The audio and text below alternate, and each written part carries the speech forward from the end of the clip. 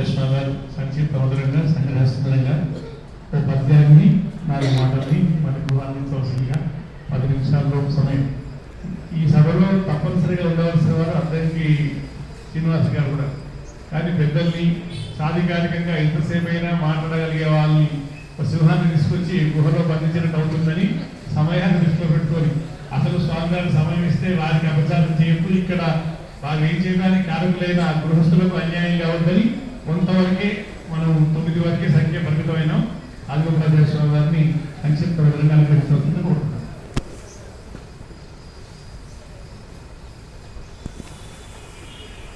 కరుణం వెంకటేశ శైలమను సంగంబు వికుంఠంబుగా పరిపాలించెడు శ్రీనివాస కమలా ప్రాణేశ లోకేశ్వర నరనారీ జన పాప పంకిలహర నారాయణ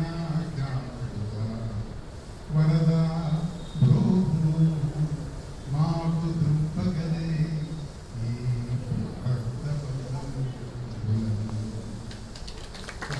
అని అఖిలాండ కోటి బ్రహ్మాండంగా అయిపోయినటువంటి కలియుగ ప్రత్యక్షదైనటువంటి వెంకటేశ్వర స్వామి వారి పాదాల బృందాలను శిరసు వచ్చి ప్రణామాలు సమర్పిస్తుంది.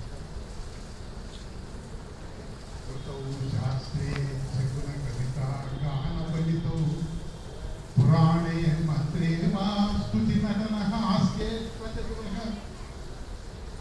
కరం రాజ్ఞాం ప్రీతిర్భవతి మయి మోహం రఘుపతే పశుమాం పాలయ అని ఏమొచ్చని నాకు ఇక్కడ నిలబట్టి ఈ సత్కారం కేవలము మహానుభావుల యొక్క కృప విశేషం తప్ప కనపడి లేదని మనం ఇందులో జగోపాధ్యాయ స్వామి గారి గురించి నాకు ఆలోచిస్తుంది. ఎన్నో సభలో వారు నిర్వహణ మాట్లాడేవాడికి కట్టిలేదు. ఇచ్చేదంటే సమయం కాదు, మరి ఇచ్చేదంటే పరిస్థితి కాదు. అందుకని ముందే ఆలోచించి పద్య రూపంలో ప్రసంగం చేస్తే టైమింగ్ కూర్చుంటుందని పద్య రూపంలో మాట్లాడకుండా పద్యాలు నిలుస్తుంది.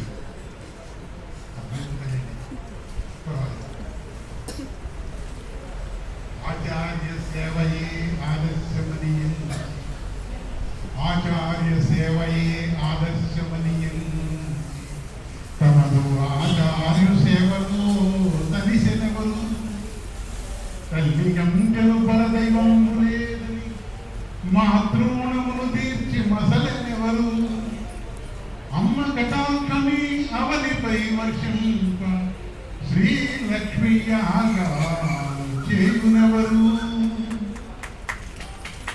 కలికల్మషము బాంసలిలమౌ గోవింద నామామృతము పంచ ప్రేమ ఎవరు, వారి శ్రీ రామచంద్రాక్ష స్వామి వారి శ్రీ రామచంద్రాక్ష స్వామి వారు యజ్ఞతేజంబుతో వెలుగువారు, యజ్ఞతేజంబుతో వెలుగుయతులువారు, సహజ వైరాగ్య గుణమణి స్వామి వారు, సహజ వైరాగ్య గుణమణి స్వామి వారు, గుణమణి స్వామి వారు, వారి పరపత్వ సన్నిధి ప్రభుత్వ విడుదల స్వామి గోవింద రాజగోపాలం నేను నివారణగుటకు నిజము కాదే, నాకు ఏమి నీ అండ నాకు ఆజయించిన వస్తు నేను అక్షణంగా తిరిగి పంపించవద్దయ్యా తిరుమలేశ. ఎప్పుడు ఆజయిస్తప్పుడు రావడానికి చెప్తాను, నాకు ఏమి నీ అండ నాకు ఈ సత్కారాలు ఇవన్నీ కూడా భగవంతుని యొక్క అనుగ్రహ విశేషాలు. స్వామికి సంకల్పిస్తే జరుగుతాయి. ప్రాప్తం ఉండాలండి అంటారు, ఎవరికైనా దేనికైనా ప్రాప్తం ఉండాలి అంటారు.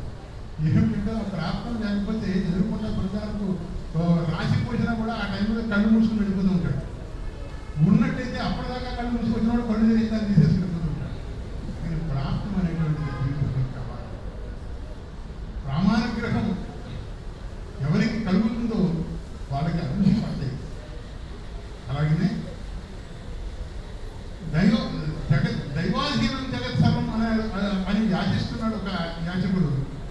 రాజాధీనం జగత్సర్వం అని యాచిస్తున్నాడు మరొక యాచకుడు.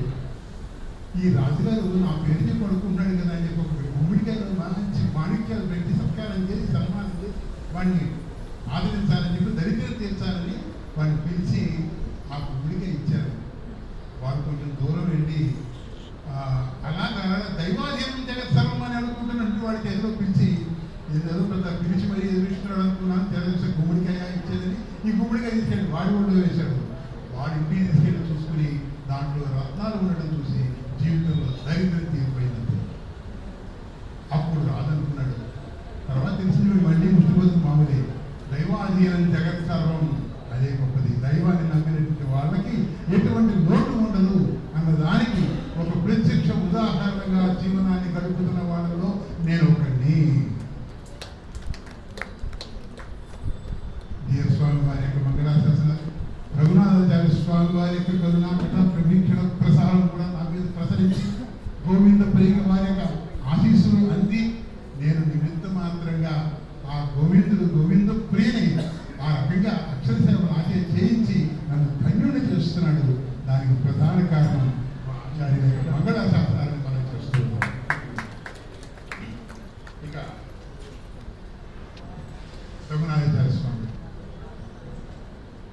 గొప్ప ఆచార్యనామము చెప్పుమనిన గొప్ప ఆచార్యనామము చెప్పుమనిన గొప్ప శాస్త్రవేత్తల పేరు చెప్పుమనిన గొప్ప గురు పరంపర గూర్చి చెప్పుమనిన గొప్ప శ్రీ వైష్ణవుని పేరు చెప్పుమనిన గొప్ప పండిత రత్నము చెప్పుమనిన వెంటనే తోడు రఘునాథు పేరకండే.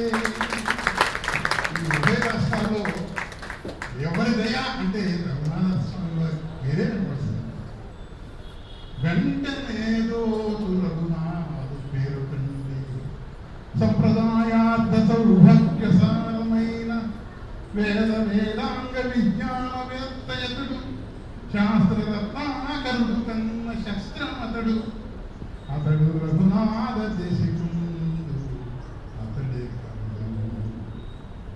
ఆంధ్ర సంస్కృత పదయందు ఆర్ష సంప్రదాయ పరిరక్షణ సూత్ర విధానమందు శక్తివంతమైన సభను స్థాపనము చేసి సంప్రదాయ పరిరక్షణ సభను స్థాపించి వసగిన దేశిక వసగిన రఘునాథ జయ జయ పరిశోధనలు చేసి పట్టుకు వచ్చిన విషయాలకే వన్నె పెట్టెనతడు. అత్యద్భుతముగా అనినామన్న కావ్యాలలో దోషాలు పట్టెనతడు. తాత్విక గర్వాన ధర్మాలు బోధించు వజ్రవంతుల తలలోంచెనతడు. ఘనమైన బిరుదు సత్కారముల నలరు గ్రంథకర్తలను ఒళ్ళు కట్టెనతడు. దైవమునకు కాని ఏ విధ మానవ శక్తికైనా మృదు సల్పుడెరుగడుపుడు. ఎంత ప్రజ్ఞ ఎంత ప్రతిభ లేరు సాటి ఎవరు అతని సాటి అతడే. అట్టి రఘునాథ దేశపు అంజలింతు.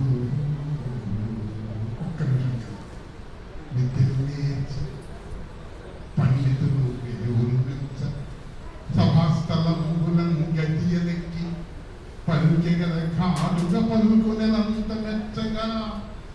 విద్యను నేర్చి పండితులు వేవులు మెచ్చగా సభాస్థలములను గట్టియలెక్కి పలుకెగల ఘాటుగా పలుకునెలంత మెచ్చగా.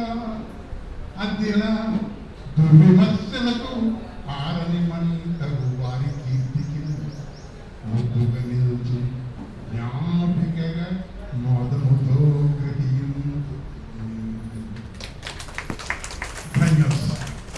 ఎన్నో పిహెచ్డీ కంటే కేవలం పురస్కారాలు కంటే ఇది విలువైనటువంటి మంగళాశాసనంగా భావిస్తే సవినయంగా దీన్ని సేకరించి ప్రతిరోజు దాన్ని చూసుకుని మురిసిపోతున్నారు. జై గురు.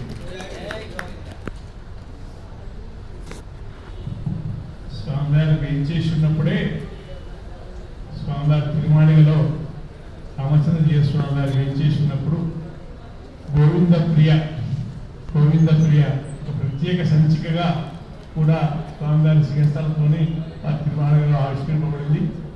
ఈ పత్రికకు గోవింద జీర్లకు గోవింద ప్రియ సంపాదకులకు రఘునాథ స్వామి వారికి చాలా అవినాభావ సంబంధం ఉన్నటువంటి విశేషం.